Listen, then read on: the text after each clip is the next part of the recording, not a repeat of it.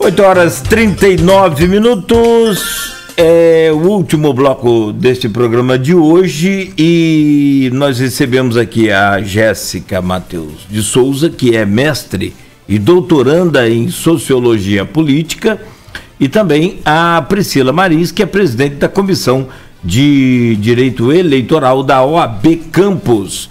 E o assunto, né, na pauta agora é o papel da mulher na política. Arnaldo, nós voltamos com você e eu ouvi aqui, eu saí para tomar um café, você falava aqui internamente, se a gente ficar nessa polarização, fica-se aí, né, na segunda temporada da série, vai embora sem fim, não é verdade? De fato, concordo com você. Voltamos com você, Arnaldo. Antes da gente entrar num assunto que também, como a Priscila salientou, rende muito, que é essa participação das mulheres na política e a representatividade aqui na região, sobretudo, tem uma pergunta aqui do Felipe Quintanilha sobre o sistema, que eu gostaria de ouvir a opinião de vocês. Ele coloca: qual a opinião sobre o sistema eleitoral brasileiro? Entendem que deveria ser diferente, voto distrital misto, especificamente em relação às últimas mudanças no referido do sistema e seus impactos? Com o fim das coligações, isso não teria o condão de dificultar ainda mais para candidaturas não vinculadas a grupos de poder já constituídos? Eu vou começar com quem começou o último bloco, foi a Jéssica, então com a Priscila. Então, vamos lá. Quando se fala em sistema eleitoral, a gente tem que entender que a gente tem dois sistemas eleitorais para eleger nossos representantes. A gente tem o sistema majoritário e o sistema proporcional. Pela pergunta do Felipe aí, ele está querendo falar do sistema proporcional, que é o que elege deputados, vereadores. É isso? Então, o que acontece? Sim. De fato, as últimas modificações ocorridas desde 2017 vêm impactando muito na questão da participação política de grupos menores. Isso por quê? Primeiro que em 2017 a gente teve uma alteração que foi aplicada em 2018, mas por ser aplicada numa eleição geral não foi sentida nos municípios, que foi o fato de partidos que não alcançassem o quociente eleitoral pudessem ainda assim participar da disputa na questão das sobras partidárias, que é quando você, né, depois de terminado todos os cálculos em relação ao quociente partidário, que é quando você distribui de acordo com o que foi votado, você vai para as maiores sobras, né? Então, antigamente, só quem alcançava o quociente eleitoral poderia participar dessas sobras. Hoje não. Hoje até o partido que não tem o quociente eleitoral, ele pode participar. E isso, nessa eleição, foi muito sentido, porque teve partidos que não fizeram o quociente eleitoral elegeram vereadores, principalmente no nosso município. Outro fato o fim das coligações já vem da mesma alteração, da mesma legislação, no entanto, com prazo de aplicação para a eleição municipal. Eu costumo dizer, toda vez que eu dou aula, que as eleições municipais acabam sendo cobaias para as outras eleições. Então, a gente aplica todas as mudanças mais críticas, mais drásticas nas eleições municipais, não deu certo, a gente troca. Não tem dúvida que isso vai acontecer. Por quê? Porque o fim o que é a coligação? A coligação é como se fosse um super partido. Eu junto alguns partidos para que eu possa lançar candidatos e para que eu possa fazer com que aquele partido tenha um desempenho, né, para que seja eleito algum candidato. E por que eu faço isso? Porque eu estou num sistema proporcional, eu estou num sistema que primeiro eu tenho que verificar o desempenho do partido para depois eu verificar o desempenho individual de cada candidato. Isso quer dizer que o partido, eu posso ter um candidato que tenha muito voto e que não seja considerado eleito porque o seu partido não teve um bom desempenho. Quando eu tenho coligação, eu acabo colocando vários partidos para disputar a eleição como se fosse um super partido, e ali eu coloco nomes, né, para disputar a eleição que estejam, que tenham uma capacidade de agregar voto maior. Esse ano, com o fim da eleição, o que a gente viu? A gente viu dobrar o número de candidatos no município, porque os partidos, para alcançar esse desempenho, tiveram que se mobilizar para que pudesse ter bastante candidato naquela legenda, isso não adianta, né? E vimos também que isso acabou por deixar de fora muitas pessoas que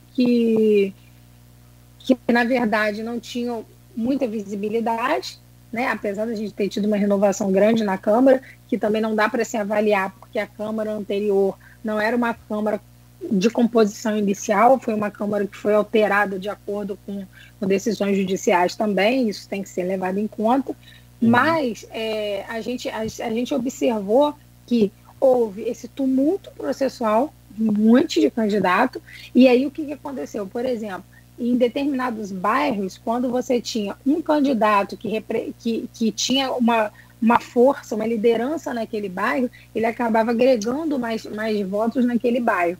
E aí, com essa multiplicação de candidatos, aquele representante ele passou a ter mais 2, mais 3 naquele mesmo bairro. Teve casos que a gente olhou, né? Eu dei uma estudada, de na mesma rua ter 3, 4 candidatos. Então, isso acaba dispersando muito voto em relação a um ou outro, entendeu? E aí, em relação eu acho que isso vai mudar, já tem um GT de trabalho tratando sobre a compilação das leis eleitorais, a reforma do Código Eleitoral, que é inadmissível um Código Eleitoral tão antigo, né, que se você parar para olhar, muitas coisas não se encaixam, aí você tem que ficar fazendo aquela colcha de retalho todo ano, porque eu costumo dizer para os meus alunos que ano par você tem eleição e ano ímpar você tem lei nova, sempre assim, e até o final desse ano, outubro, vocês podem ter certeza que a gente vai ter legislação nova. E em relação ao voto distrital, então, assim, não acredito que é um sistema que vá prosperar. Não por ser um sistema ruim, mas por ser um sistema que há muito tempo vem sendo discutido e que vem alcançando resistência. Porque o que seria o voto distrital? O voto distrital, você reparte o município, vamos falar em nível municipal, vai ficar mais fácil, em vários distritos, e ali você elege o candidato mais votado. Então você sai do sistema proporcional, em que você fortalece o partido, para que o partido tenha um desempenho maior, e vai para um voto majoritário. O distrital misto já seria uma forma híbrida disso daí, seria metade das cadeiras seriam disputadas por meio desse modelo que eu acabei de falar, e a outra metade continuaria sendo disputada por meio do sistema proporcional. É muito complexo para você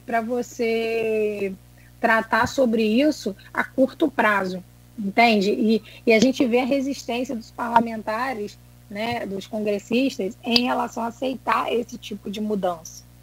Eu acho que era isso que a pergunta me queria saber, né?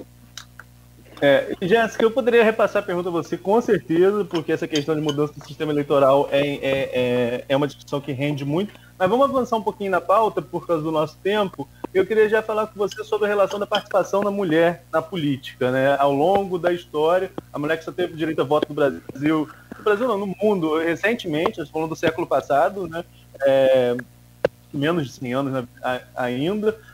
Então, assim, tem algumas mudanças de paradigma acontecendo na região, por exemplo, de 9 prefeituras, 5 são comandadas por mulheres aqui no norte fluminense.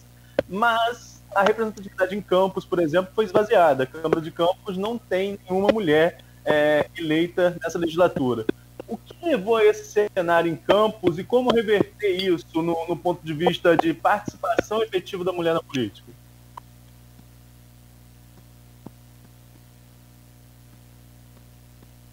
Então, sobre o cenário de Campos, especificamente, talvez a Priscila saiba te responder melhor que eu até, porque eu acho que ela está mais ligada nesse cenário. Mas o que eu posso dizer é um cenário que é nacional e mundial, né? Porque por séculos e séculos as mulheres elas tiveram um lugar minoritário na sociedade, né? Você vê a eleição presidencial, né, que aconteceu em 2018, de 13 candidatos, só tinha a Marina Silva e a Vera Lúcia. Então, antes de ser um problema de campus ou um problema do país, é um problema mundial, né? Existem países que avançaram muito, né, no combate à desigualdade de gênero, e outros nem tanto, como foi o caso do Brasil especificamente, sabe? Aqui no Brasil, antes de falar das mulheres na política, a gente pode falar das mulheres votantes, né, as mulheres eleitoras. O voto feminino ele só foi regulamentado em 1934, né, não faz nem 100 anos ainda, então é uma coisa de curto prazo. E aí você vai aos passos de tartaruga manca, né, aumentando a participação das mulheres no governo e mudando um pouco a participação das mulheres eleitoras na política, né, dando voz às mulheres. Isso é uma mudança que não é para ser feita só em nível local, né, é a nível mundial e nacional também. Porque o que acontece? Quando a gente fala de política, às vezes as pessoas falam que porque na política é assim, é pior e tal, mas a política é um reflexo do que a gente vê na sociedade. Concorda? Tem muita gente que fala porque é corrupção isso, o político é corrupto, mas é como se a pessoa ignorasse casos de corrupção que a gente vê na sociedade no dia a dia. Por exemplo, a pessoa fura uma fila, ou pega um benefício que ela não podia pegar, ou pega um trabalho que não é dela e apresenta como se fosse dela. São pequenos casos de corrupção do dia a dia. E a pessoa, no final, olha para a política e ela pensa, nossa, a política é suja, né? Na política não tem representatividade feminina. E isso são coisas que acontecem na sociedade. A mulher no mercado de trabalho hoje, ela sofre vários estereótipos, né? Que homens não têm que passar por isso. Acho que eu e a Priscila, a gente talvez não sei, a Priscila, se ela tem algum posicionamento sobre isso, mas eu, pessoalmente, eu percebo de tempos em tempos, né, mesmo no meio acadêmico, que costuma representar uma melhora muito grande em relação ao resto da sociedade, porque eu convivo com pessoas que estudam a desigualdade de gênero, e mesmo assim eu vivo com pequenos machismos sutis, né, não frequentemente, mas raramente. Aí, quando eu vou para a sociedade, eu percebo algumas microagressões, né, algumas microdiscriminações pelo fato de ser mulher. O Brasil ainda está entre os piores no mundo, assim, em participação de mulheres em cargos eletivos, né? Ele ocupa a posição 140 no ranking mundial de representatividade feminina medido pela ONU, né, a Organização das Nações Unidas. E para mim, isso é um sintoma da desigualdade de gênero que a gente vê em todos os outros setores da sociedade. E aí é uma via de mão dupla, né? Porque a gente precisa de mulheres na política discutindo pautas que interferem na vida das mulheres na sociedade comum, né? Como eu, como as mulheres que estão me ouvindo. Mas a gente não elege essas mulheres para poder lutar pelas nossas causas, entende? Isso é muito problemático. E aí a gente entra em outro problema, que depois que elas são eleitas, é muito difícil de ter o mesmo respeito que um homem naturalmente tem, sabe? As mulheres, elas passam, depois de eleitas, por situações de machismo, de assédio moral, de assédio sexual. Um caso recente foi do deputado Fernando Cury, né, que foi filmado assediando a colega Isa Pena durante uma sessão na Alesp, né, em São Paulo. Ele chegou por trás, parece que ele apalpou o seio dela, e em entrevista ela falou que esse tipo de situação é recorrente no legislativo. E aí, veja bem, ele estava sendo filmado, ele fez isso sendo filmado. Imagina as coisas que a gente não vê, e mesmo sendo filmado, eu já ouvi pessoas falando comigo, vamos relativizar a situação, porque ela postou um vídeo fazendo isso, estava com uma saia, ou... Gente, o homem pode estar sem camisa perto de mim, que eu não vou assediar ele. Por que as mulheres não têm o mesmo benefício, sabe, de não serem assediadas? Independente do que elas estão fazendo, sabe? É um direito nosso. Então, mesmo quando a mulher é eleita, ela tem esses problemas. E tem os problemas do estereótipo da mulher também, sabe? Porque a mulher, quando ela é muito... ela tenta dialogar com todos, quando ela é uma pessoa, ela tenta ser fácil de conviver, e ela tenta ser apaziguadora, uma diplomata ali, ela pode ser vista como feminina demais, agradável, fraca. E quando a mulher, ela quer ser uma líder, quando ela quer se passar por forte, né, quando ela tem uma liderança firme, ela pode, as pessoas vão falar que ela é agressiva, que ela é raivosa, sabe? Então, às vezes parece que não tem como ganhar em certos aspectos, porque tem certas pessoas, né, com machismo muito embustido, E elas vão criticar por causa disso, por causa daquilo, mas no fundo é porque ela é uma mulher. Então é isso. Por exemplo, a ex-presidenta Dilma, né? Às vezes ela era questionada sobre os vestidos que ela estava usando, e aí as reportagens analisavam looks da presidente Dilma e tal. E você não vê esse problema com políticos homens. Você quer saber o que o homem está fazendo no governo, você não quer saber o que o homem está usando. Entendeu? Parece absurdo isso.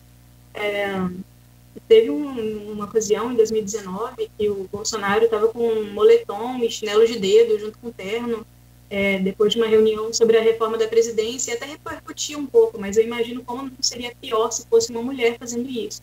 Não estou falando que tem que crucificar o Bolsonaro, nem nada disso. Estou falando, poxa, tratamento igual, sabe? Não faça isso com a mulher também.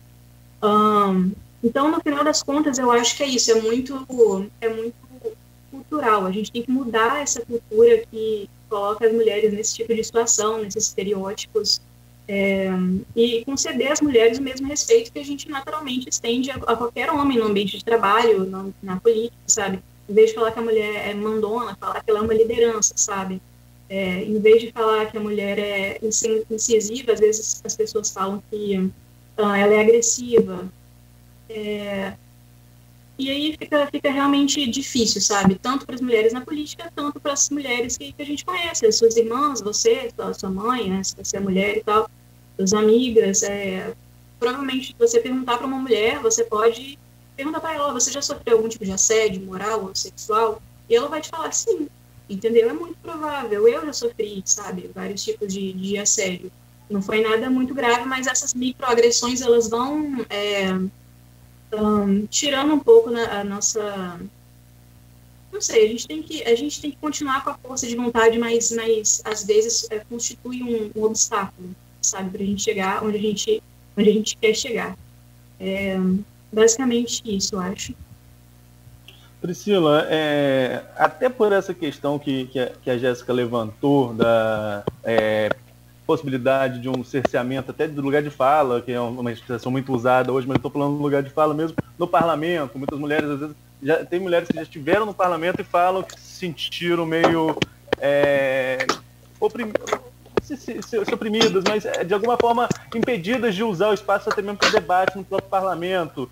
Falamos sobre isso aqui no começo da semana. Mas até para garantir esse espaço das mulheres, a legislação previa uma cota de 30%, que antes era para mulheres, né, agora é de gênero, mudou a nomenclatura, poder ter competitividade, a mulher estar disputando ali esse espaço político. No entanto, mesmo com esse espaço, na disputa legislativa, hoje são 15% das mulheres no Congresso, né? Estou falando a nível nacional. Em Campos, 0 na Câmara. Você vai nas cidades vizinhas, tem uma vereadora ou outra. Essa regra não é mais para enfeitar do que utilizada na prática, dando espaço igualitário, que uma coisa é colocar a mulher no partido, outra coisa é dar condições de ela disputar efetivamente a eleição. Não pode pegar a verba do partido e botar só nos candidatos que estão ali, que são homens, né, e dar uma fatia menor para as mulheres. Não é mais só no papel do que na prática essa regra? Arnaldo, você foi bem cirúrgico no que eu queria, inclusive, começar falando. Então, é bom a gente analisar o contexto como um todo. Hoje, o eleitorado brasileiro, ele é tipicamente feminino. A maior parte do eleitorado é feminino, é constituído por mulheres. Aí você me pergunta assim, como que um eleitorado que possui mais mulheres que homens tem uma representatividade pífia como o Brasil tem? E uma representatividade não só pífia, como vergonhosa. A Jéssica trouxe aí o ranking que a gente está em relação à representação feminina, mas na América Latina isso chega a ser pior, porque a gente fica só atrás de Belize e do Haiti. Então a gente está assim, lá no penúltimo, entendeu? E isso é muito, muito feio, né? Mas aí a primeira coisa que se falava muito, mulher não vota em mulher. Não existe isso, mulher não vota em mulher, não tem sentido isso. Talvez a mulher não vote na mulher porque ela não conheça as plataformas que aquela mulher queira defender. Talvez a mulher não esteja votando na mulher porque aquela mulher que está se candidatando não esteja em pé de igualdade com o homem, não tem as mesmas condições que ele está tendo para desenvolver sua campanha e sua candidatura. Isso é um ponto. Porque não tem mulher, as mulheres não querem participar da política. Outra inverdade, porque eu fui olhar, inclusive eu tive cuidado de olhar a questão da filiação. Mais de 40% de filiados a partidos políticos são mulheres. Então, existem mulheres em partidos políticos, né, que querem se envolver na vida política para que haja candidaturas de fato. Como você bem disse, essa cota de 30%, ela já foi chamada de cota de mulheres, e hoje é cota de gênero. Quando ela foi chamada de cota de mulheres, funcionava assim: o partido tinha que indicar no mínimo 30% de mulheres, mas se ele não conseguisse esses 30% de mulheres, bastava que ele não preenchesse essas vagas, ou seja, era possível participar da eleição com uma chapa totalmente masculina, desde que de 10 candidatos eu apresentasse apenas 7. Então, você vê que foi criado um mecanismo de cota de gênero para tentar mostrar uma boa vontade que na prática não ia ser implementado. Foi uma regra criada para não ser cumprida, a verdade foi essa. Mudou-se para a cota de gênero, e aí passou-se a exigir que, se nas candidaturas efetivamente apresentadas, tivéssemos os 30% de cada gênero. E aí a gente fala muito em cota de mulher. Por que isso? Porque é a candidatura que mais sofre, né? Que menos você consegue implementar. Só que mesmo assim, por mais que apresentassem 7 homens e 3 mulheres numa chapa de 10, isso não significava que essas candidaturas seriam reais. Por quê? Porque muitas vezes, para conseguir viabilizar a candidatura masculina, você tinha, na mesma composição de chapa, a esposa do candidato mais votado, a mãe do candidato mais votado, a cabo eleitoral do candidato mais votado, tudo isso para viabilizar a candidatura masculina. Então, mais uma vez, você vê que a regra foi criada para não ser cumprida. E pior que isso, foram criados mecanismos de cotas sem os mecanismos que pudessem viabilizar de fato a presença feminina, a presença da mulher para disputar uma eleição, para que ela pudesse ocupar o espaço de poder. E por que eu estou dizendo isso? Porque você tem uma cota de gênero de 30%, mas você tinha uma cota de financiamento, uma cota de propaganda eleitoral de 5%. E veio uma reforma em 2015 que, para piorar a situação, colocou que a cota, que o repasse financeiro do fundo partidário, que à época era o que existia, ele não deveria ser ele deveria ser de 5% a 15%, até 15%. Olha que absurdo. Se eu tenho 30% de cota de gênero para completar, eu limito a 15% o repasse financeiro, justamente para que não funcione. E aí, com base nisso, a bancada feminina foi à luta para a declaração de inconstitucionalidade desse artigo da Lei 13.165 de 2015, né, que instituiu a reforma daquele ano, para tirar essa expressão, declarar inconstitucional, porque você não consegue implementar uma política afirmativa como essa estipulando um teto máximo de financiamento de campanha. Isso não tem sentido nenhum.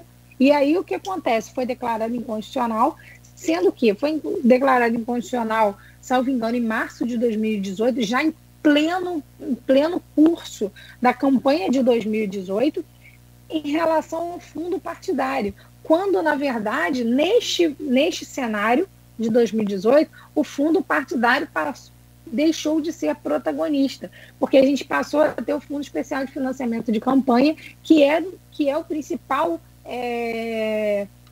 a principal fonte de recurso de uma campanha eleitoral, né? Porque nós acabamos com o financiamento de empresa de pessoa jurídica e, em contraponto, criou-se o Fundo Especial de Financiamento de Campanha. E o que se discutia era o fundo partidário. E aí, para tentar reverter essa situação, foi feita uma consulta ao Tribunal Superior Eleitoral, e não por iniciativa legislativa, que era o que deveria ter sido feito, né? Deveria haver uma vontade do congressista em fazer isso, mas não foi assim que foi feito. Foi por meio de um ativismo judicial que se estendeu aquele entendimento em relação ao fundo partidário para o Fundo Especial de Campanha, para que mulheres pudessem ter acesso a recursos na medida, no mínimo de 30%, para conseguirem levar suas campanhas às ruas. Por isso que nós conseguimos chegar a 15% de representação, senão a gente ainda estaria em 9% como a gente estava. Então a gente teve um avanço? Teve. Embora pequeno, embora ainda muito, muito aquém do desejado, a gente teve um avanço. Então muita coisa precisa ser mudada, né? As mulheres precisam sim ter mais condições de estarem no cenário político, de buscarem demonstrar a sua plataforma para as pessoas, para que as pessoas possam conhecer, porque você só vota em que você conhece. E já ficou comprovado, existem várias pesquisas sobre isso, a Jéssica pode inclusive falar sobre isso, que quando há a presença de mulheres no parlamento, pautas sociais e pautas de direitos humanos são bem mais discutidas. Entendeu? Então a gente vê que a presença feminina é uma presença não só desejada, como necessária também. Agora, muitas coisas também influenciam nessa questão da participação feminina. Não só a questão do próprio financiamento, do espaço, e do financiamento, como eu digo, não é um financiamento maquiado, né? Porque o que a gente está vendo aí, grandes discussões em relação à fraude de gênero, que inclusive começou no julgamento de 2016, mostrou que os recursos foram passados de forma à maquiagem da contabilidade, mostrou que o candidato mais votado tinha sua mãe na mesma coligação e que ela não teve voto nenhum, entendeu? E assim, a gente é preciso que essa força venha dos próprios partidos, que os próprios partidos busquem implementar a vontade e despertar essa luta, essa bandeira para a representação feminina. Teve um avanço agora também em relação à questão da composição partidária, né, porque os partidos políticos, em sua grande maioria, a composição partidária desses partidos, né, dos dirigentes partidários, não tinham mulheres, e agora também você tem que aplicar a cota de gênero nessa composição, porque é quem escolhe os candidatos, né? E fora isso, a gente tem que entender também que a mulher, mesmo com todo o incentivo, ela sempre vai estar em condição de desigualdade numa disputa, porque é muita renúncia que a gente tem que fazer. E aí eu trago um pouquinho da fala da Jéssica, na situação que todas as mulheres acabam enfrentando quando acabam ocupando algum tipo de espaço, seja de poder, seja de representatividade, seja no mercado de trabalho. Porque veja que a gente vive a gente ainda tem o machismo de forma muito estrutural. Então o que acontece? A mulher, ela tem que dar conta do filho, da casa, de tudo isso, e ainda da política, do trabalho, e é um peso muito grande, entendeu? E muitas vezes a gente acaba se sentindo culpado de não estar em casa com o filho para estar na rua exercendo a sua profissão. E é uma questão também que a gente precisa do engajamento dos homens nessa luta também, entendeu? Então, são várias variantes, são várias distorções que existem que afastam a mulher de ocupar cargos políticos e espaços de poder, desde a falta de incentivo, a falta de comprometimento dos partidos em apresentar candidaturas efetivas, como também a questão dos próprios problemas que as mulheres enfrentam para conseguir ser mãe, ser esposa, gerenciar sua casa e gerenciar sua carreira, entendeu? Então acaba sendo um peso muito grande. E tem assim, assunto aqui para a gente ficar claro que evidente, eu repito, uma manhã inteira tem a pressão, o abuso, e aí é também um dos muitos que os homens cometem, que é o abuso psicológico, o abuso moral, aquela pressão, sabe? Aquela coisa que, né, as palavras têm um poder fantástico, tanto para o mal quanto para o bem, claro. mas esse abuso psicológico também, ele tem que ser combatido, e ele é muito pior.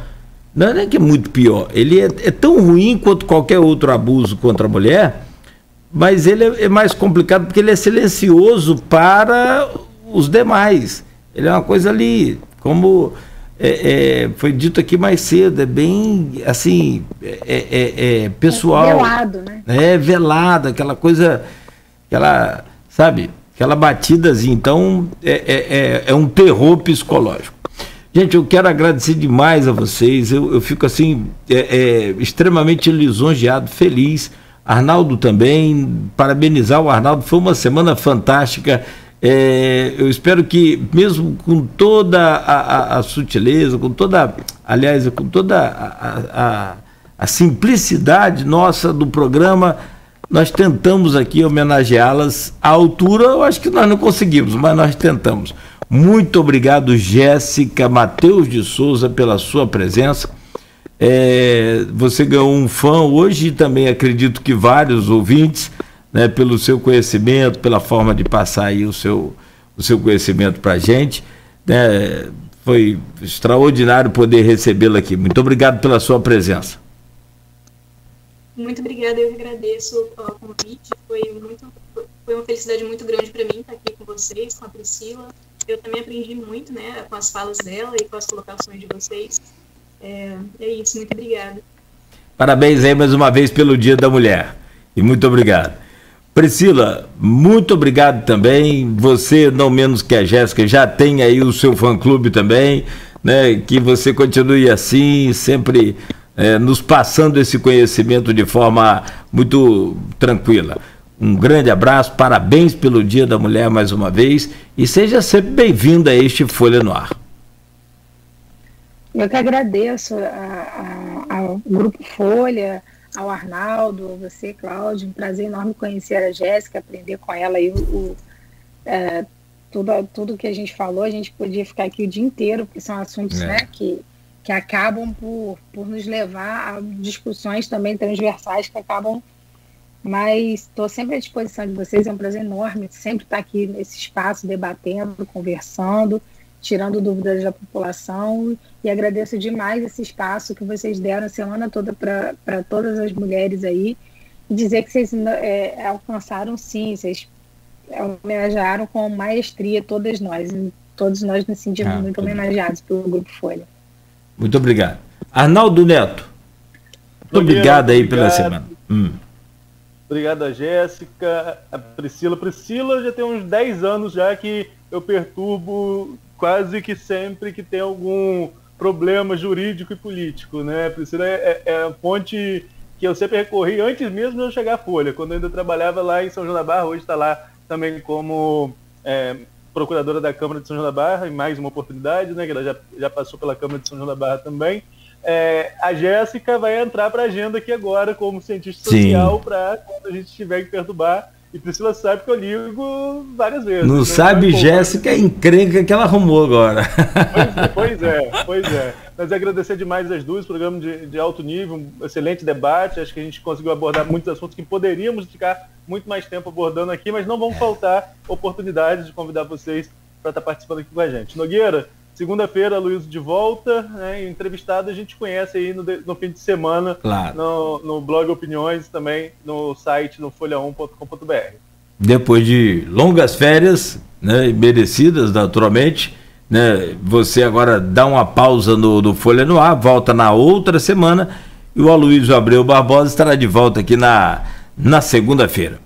Gente, um bom final de semana, meninas. Mais uma vez, obrigado aí a vocês. Cuidem-se. Fiquem em casa, vamos usar, eu agora vou ao Superbom novo, ou de máscara, álcool em gel, se puder ir de capuz, mas é a trabalho. Mas mesmo assim, quando você for hoje ao novo Superbom, ao antigo, ou que se for a qualquer lugar, procure ir dentro das restrições, cumprindo rigorosamente, e pelo amor de Deus, fique em casa. Nós temos filhos, netos, crianças que estão sendo agora acometidas por são 7 bebês que estão, 7 bebês estão internados. Isso não é brincadeira. Porque isso já não era brincadeira quando estava se morrendo os idosos, os de idade mediana, e agora me passa a ter consequências graves e sérias, porque a gente não sabe o que um bebê desse vai ter de sequela de uma Covid. Um bebê de 2 meses, meu Deus do céu, ter que ficar entubado. Você já viu o que é uma pessoa entubada? Vocês que andam tanto na internet, que vê tanto esse cabruco desse grupo de WhatsApp, que Deus me perdoe, mas desculpa aqui, meninas, mas do inferno que esses bichos saem com as notícias malucas, até médico, do próprio médico pega notícia maluca desses troços e sai espalhando. É uma loucura. Então, calma um pouquinho, gente, calma, pesquisa. Vai para essa internet hoje e pesquisa o que é uma pessoa entubada com a Covid-19. Aí depois você sai sem máscara, depois você sai, pra você ver. Eu perco a paciência, desculpem, perdão. São 9h15. Bom dia a todos. A gente segue aqui na Folha ouvindo música para poder aliviar um pouco aí a tensão. O Folha no Ar volta na segunda-feira às 7 da manhã com o oferecimento dos laboratórios Plínio Bacelar e Clínica Proteus.